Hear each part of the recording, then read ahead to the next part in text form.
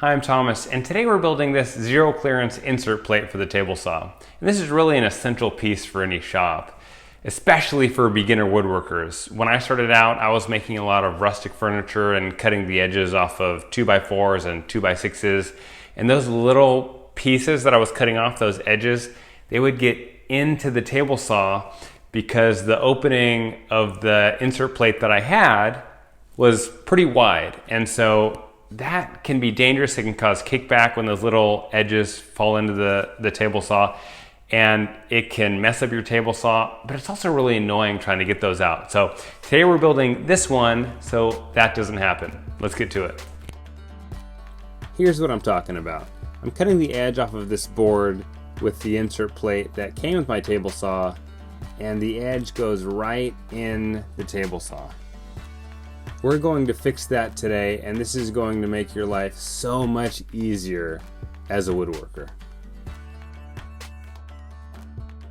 I'm first going to take out my 10-inch blade and put in a smaller blade. I'm just using one of the blades from my dado stacks.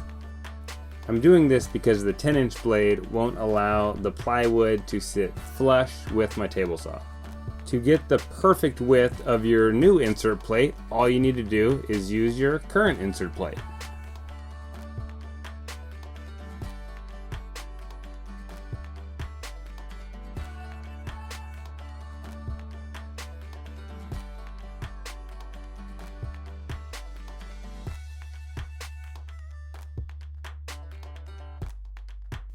Here I'm now measuring the length of my new insert plate, and again using my current plate as a reference.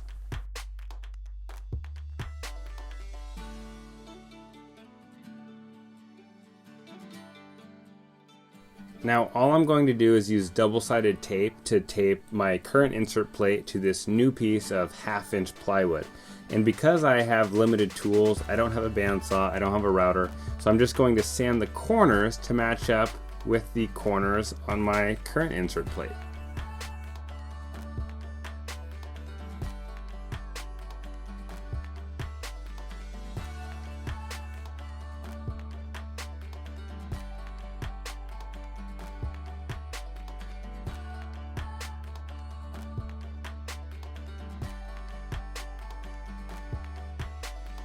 Really, I'm almost done. I'm just drilling a hole using a Forstner bit so I can get this plate out of my table saw when I need to.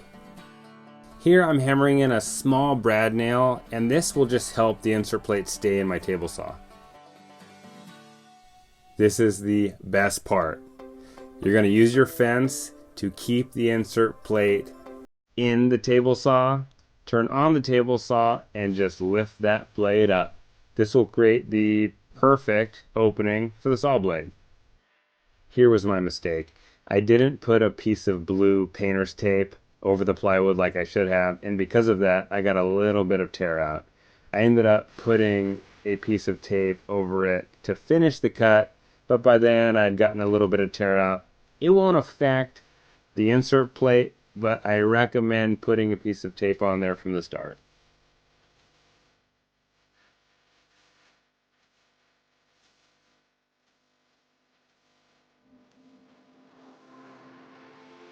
When you can use items to reference instead of a measuring tape or a speed square, that usually turns out better.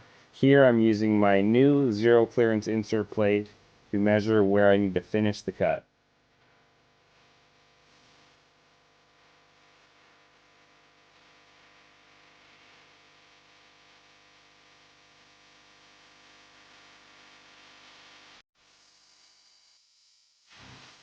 And lastly, I just glued a thin piece of plywood to the end to give it some rigidity.